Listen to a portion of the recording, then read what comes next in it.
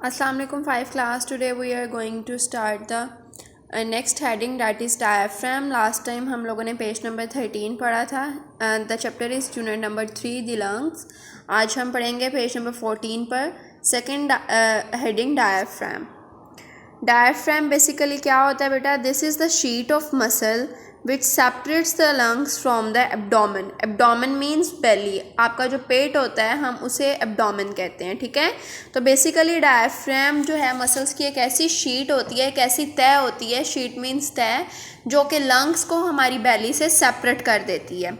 It helps the lungs to expand and contract when you breathe in and out.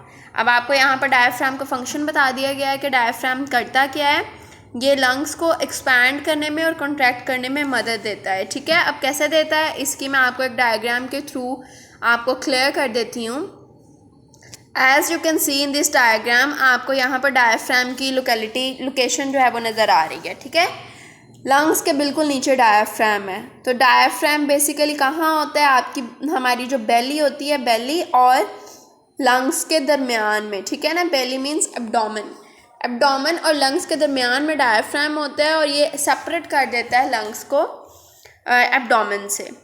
यहाँ पर इस diagram में आप देख सकते हैं, यहाँ पर क्लियर हो जाएगा that how the diaphragm helps the human in the breathing process. अब जो ब्रीदिंग इन होती है, ब्रीदिंग इन मीन्स कि जब आप सांस अंदर लेके जा रहे होते हैं तो आप देख सकते हैं कि जो हमारी चेस्ट है वो एक्सपैंड करती है और जो डायफ्राम है वो कॉन्ट्रैक्ट करता है. कॉन्ट्रैक्ट मीन्स सुकड़ जाता है, ठीक है. ताकि देखें जब आप आपकी चेस्ट भी एक्सपैंड कर जाएगी और जो डायफ्राम है वो भी सुकड़ जाएगा तो क्या होगा कि जो स्पेस है ना हमारी बॉडी में, हमारे एब्डोमेन में, वो बहुत ज़्यादा हो जाएगा और फिर हम जो सांस इनहेल कर रहे हैं वो ज़्यादा से ज़्यादा एयर जो है हम अपनी एब्डोमेन में जो है वो इनहेल कर कर ले जा सकते हैं. और जब ब्रीदिंग आउट का प्रोसेस होता है इसी तरह से, तो ब्रीदिंग आउट के प्रोसेस में जो डायफ्राम है वो रिलैक्स करता है और दोबारा से अपनी असली पोजीशन में आ जाता है, जैसे कि आप इस डायग्राम में देख सकते हैं, ठीक है. So this was all about the functioning of diaphragm in the process of breathing.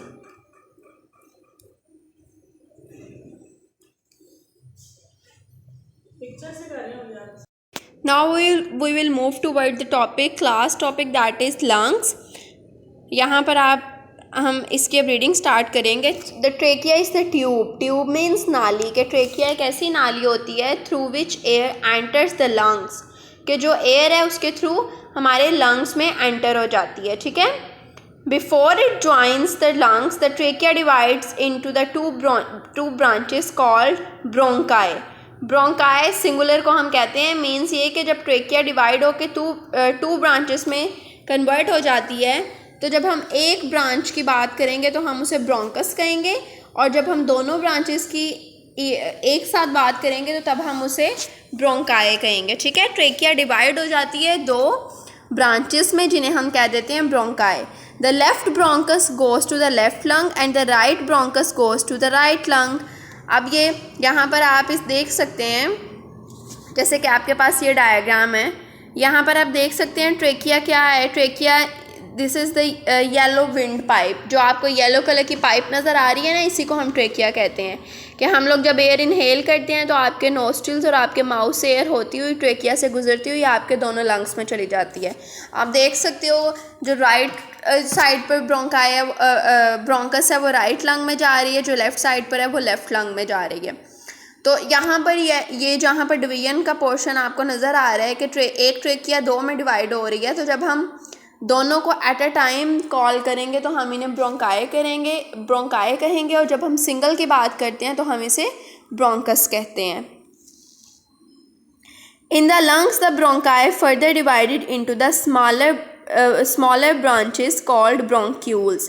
और फिर लंग्स में जाके जो हमारे पास ब्रोंकस है वो फर्दर डिवाइड हो जाती है स्मॉलर ब्रांचेस में. ब्रांचेस मीन्स शाखें, यानी कि फर्दर और उसकी डिवीजन्स निकल आती हैं, उसे हम ब्रोंक्यूल्स कहते हैं.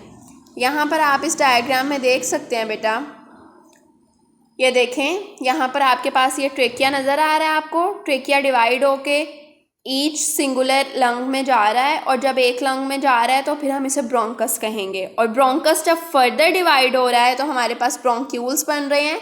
यहाँ पर आप देख सकते हो ब्रोंकस आपको दिखाया गया है और ब्रोंक्यूल्स के लिए ये आपको बॉक्स में उसी पिक्चर को जूम करके दिखाया गया है कि जब फर्दर जो ब्रोंकस है वो डिवाइड होगा ना फर्दर डिवीजन्स में, तो हम उसे फिर ब्रोंक्यूल्स कह देते हैं। और ब्रोंक्यूल्स के बिल्कुल एंड पर होते हैं एयर सैक्स, जिन्हें हम एल्व्यूलाई कहते हैं। ये वो प्लेसेस हैं जहाँ पर एक्चुअली में एक्सचेंज ऑफ गैसेस जो है ना वो टेक प्लेस होता है, ठीक है। इसके बारे में हम आगे डिटेल में भी पढ़ेंगे। At the end of the bronchioles, there are small bag-like structures called air sacs or alveoli, which have the thin, moist walls through which gases can pass.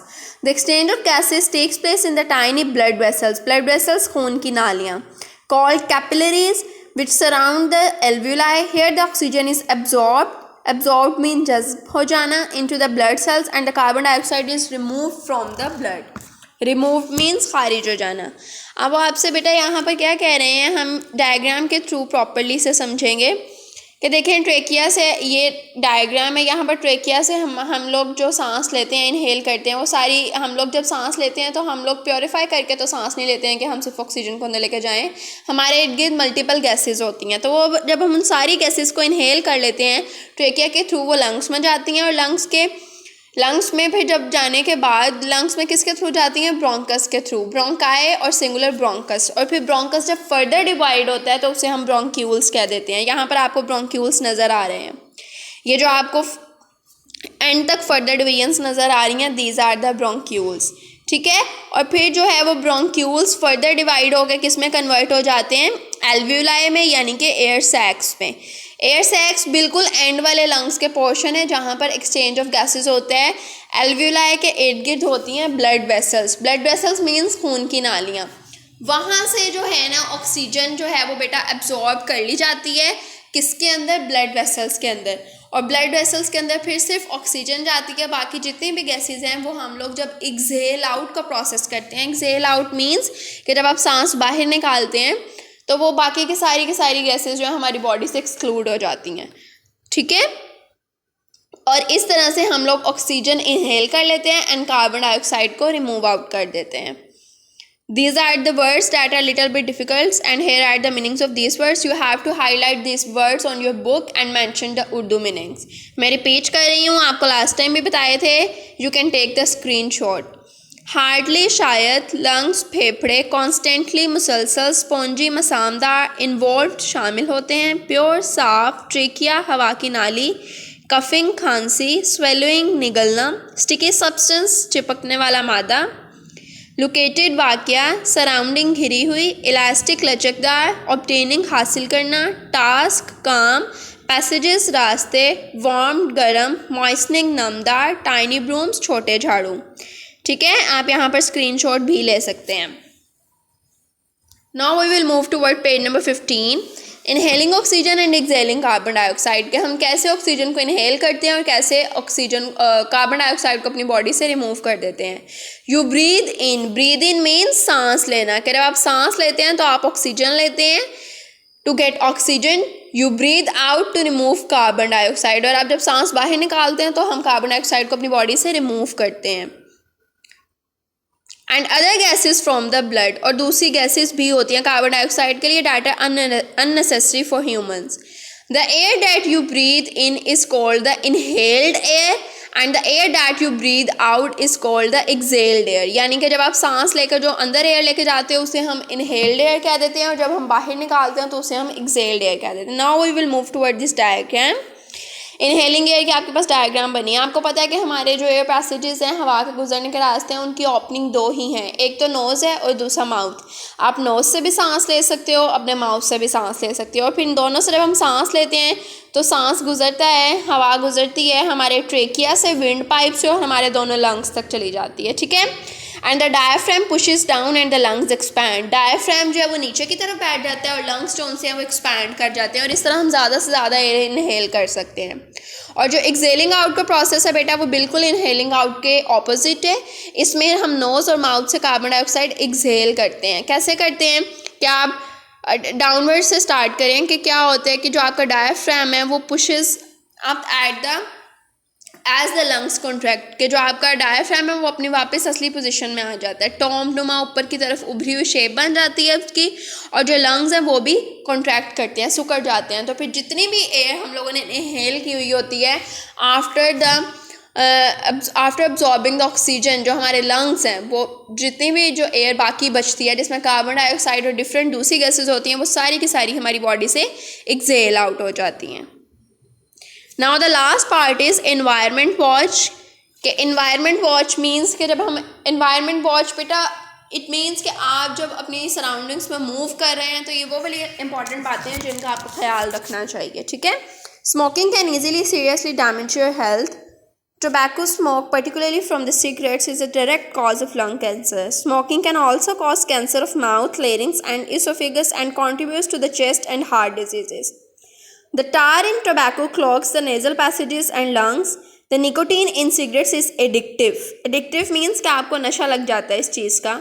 So never start smoking and you will never become addicted. इसमें आपको क्या बताया जा रहा है? आपको बताया जा रहा है कि जो स्मोकिंग है हमारी सेहत के लिए किस कदर ख़तरनाक है, इसलिए हमें स्मोकिंग को जो है वो अवॉइड करना चाहिए। और अगर आपके इर्द गिर्द कोई आपका रिलेशनशिप में कोई भी फैमिली मेम्बर या कोई लोग हैं जो सिगरेट करते हैं तो आप फर्दर उन्हें इन्फॉर्मेशन दें कि ये आपके लिए कितनी जो है वो नुकसानदेह है, ठीक है। जो टोबैको होता है ना, इससे डायरेक्ट जो है वो हमारे लंग का कैंसर हो सकता है, ये इस कदर हार्मफुल है। और इसके अलावा जो स्मोकिंग है सिर्फ लंग को ही नहीं, आपके माउथ को और आपके लेरिंग्स को भी जो है वो इफ़ेक्ट करता है। लेरिंग्स क्या होता है? आपका साउंड बॉक्स, आपके गले के अंदर वो वाला पोर्शन जिससे आपकी आवाज़ निकलती है, that is larynx. And the oesophagus, oesophagus आपकी खुराक की नाली, जैसे हवा की नाली को हम ट्रेकिया कहते हैं ना, इसी तरह से खुराक की नाली होती है, दैट इज़ कॉल्ड इसोफिगस। और ये सारी जितने भी पोर्शंस आपके पास यहाँ पर लिखे हुए हैं, इन सब के अंदर जो है वो कैंसर कॉज कर सकती है smoking. The tar in the tobacco, जो टोबैको के अंदर उसका टार होता है, टार मीन्स जो उसका मटेरियल होता है जो जलता है तो स्मोक निकलता है, वो क्या करते हैं नेज़ल पैसेजेस को क्लोज कर सकता है, मीन्स ये कि रुकावट क्रिएट कर सकता है। और सिगरेट के अंदर जो निकोटीन होती है बेसिकली कि क्यों अगर आप सिगरेट एक दफ़ा पी लें तो आपका बार बार पीने का दिल करता है, क्योंकि आप उसके एडिक्ट हो जाते हो। एडिक्टेड मीन्स कि नशा लग जाता है आपको उस चीज़ का। When people inhale smoke from cigarettes smoked by the others, it is called passive smoking. यानी कि अगर आप खुद स्मोकिंग नहीं कर रहे हो लेकिन आप किसी एक ऐसे बंदे के पास बैठे हुए हो जो स्मोकिंग कर रहा है और उसका धुआं आप भी इनहेल कर रहे हो, तो it means that this term will be known as passive smoking. फिर हम इसे पैसिव स्मोकिंग कहेंगे। It is dangerous for the health of both children and adult, और ये दोनों के लिए हार्मफुल है, चिल्ड्रन के लिए भी और अडल्ट के लिए भी। It is also the source of indoor air pollution. Indoor means कि आपकी घर की बाउंड्री के अंदर डेफिनेटली ये पोल्यूशन कॉज करेगा क्योंकि स्मोक आएगा।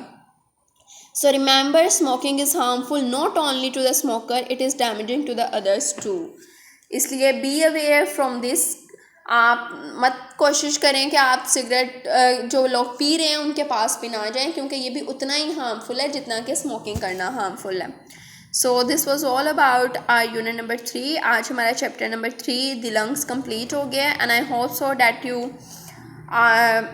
Have understood everything about this chapter. आपको कोई डिफ़िकल्टी नहीं होगी, और अगर आपको लगता है कि आपको कुछ समझ में नहीं आया बेटा, तो आपने क्या करना है कि अच्छे तरीके से दोबारा से इस वीडियो को देखना है, जो आपको डायग्राम्स डिस्प्ले की गई हैं उन्हें अच्छे तरीके से सुनना है, समझना है, तो आपको इससे रिलेटेड कोई भी प्रॉब्लम नहीं रहेगी। नेक्स्ट हमारी जो वीडियो होगी that will be related to the copy work of this chapter.